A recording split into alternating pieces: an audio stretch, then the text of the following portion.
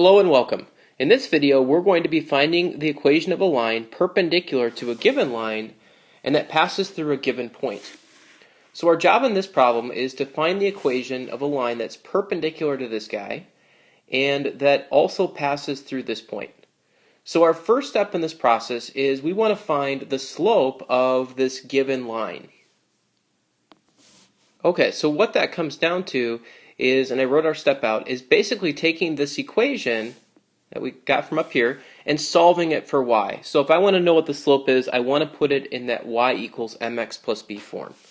So our first step in solving for y is let's subtract 4x from both sides. If we do that, we've got 3y on the left-hand side. On the right side, we'll have negative 4x plus 12. Next step, let's divide both sides by 3. If we do that, we'll have y on the left-hand side. On the right-hand side, negative 4/3 x plus 4. And then notice we can pick off the slope.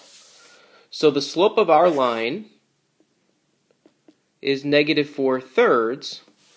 And the reason I'm interested in that is when we think about perpendicular lines, their slopes have a relationship with each other. Specifically, their slopes are going to be opposite reciprocals of each other. So our second step is going to be to start to build the equation of our perpendicular line. So the first step in that process, whenever I'm trying to write an equation of a line, I always start with just y equals mx plus b.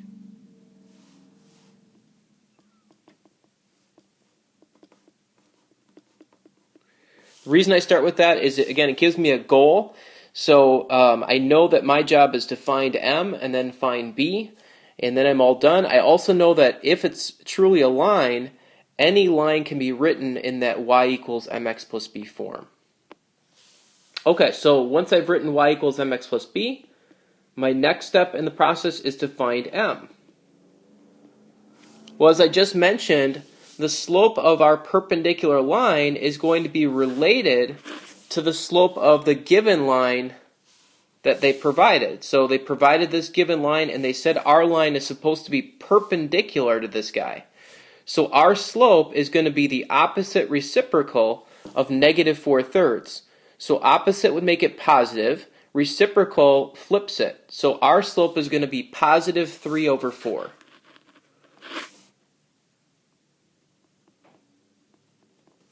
If I plug that in, the equation of our line is going to be y equals 3/4x plus b.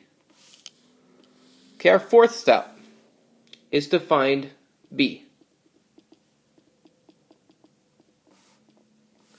So the way that I can find b is I want to use a point that I know is on my line. So if I scroll back up to the original problem, notice they gave me this point. They said it's on my line. So I can plug negative 6 in for x, negative 3 in for y, since that's supposed to be a solution to the equation that I'm writing. And then I think we'll be able to find b. Okay, so I just wrote out the steps. So we're going to be plugging in negative 6, negative 3. And again, negative 6 is an x coordinate, negative 3 is a y coordinate. So when we plug those in, we'll have negative 3 equals 3/4 times, and since 3/4 is a fraction, when I write in negative 6, I'm going to write it in as a fraction as well, so negative 6/1 plus b. And now it just comes down to solving this equation. So if I multiply those fractions together, we've got negative 3 equals, let's see, 3 times negative 6 is negative 18/4 plus b. From there, we could reduce that fraction a little bit. So we've got negative 3 equals, divide top and bottom by 2. That gives us negative 9/2 plus b. Okay, then it just comes down to solving this linear equation with a fraction in it. My preference for doing this is to clear out the fractions. So let's find a least common denominator. Since we only have one denominator, that would just be 2 in this case. So we're going to multiply everything on both sides by 2. So I'm just going to start by putting each of my original terms in parentheses.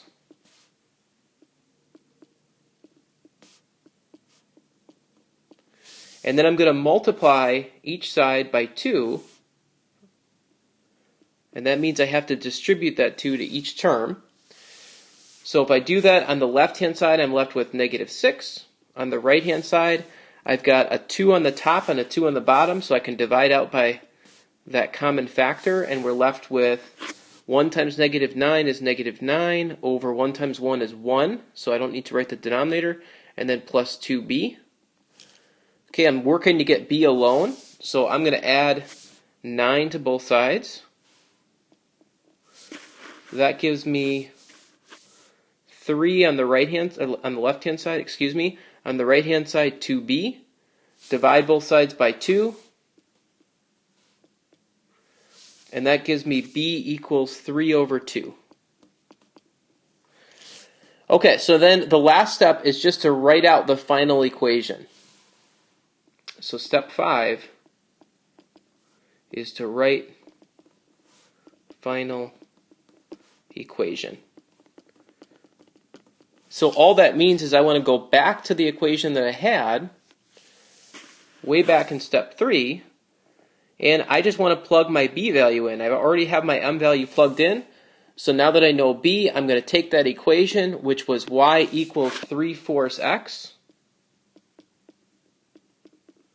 and then plus my b value, which is 3 over 2, and that is my final answer. Okay, so one thing to point out, if we look at the original equation that they told us our line was supposed to be perpendicular to, this guy, notice that we never used the b value or the y-intercept value. All we really used from that original equation was the slope. The b value really played no role. Okay, here's another one for you to try. Pause the video and then restart it after you've given it a shot. Okay, so if we follow our steps, our first step is to take the equation that we know our line is supposed to be perpendicular to and put it in slope-intercept form. Well, we're really lucky here because this guy's already in slope-intercept form. So what we know is that the slope of this line is 2/3. Lucky for us. The next step then is we want to start building the equation of our perpendicular line.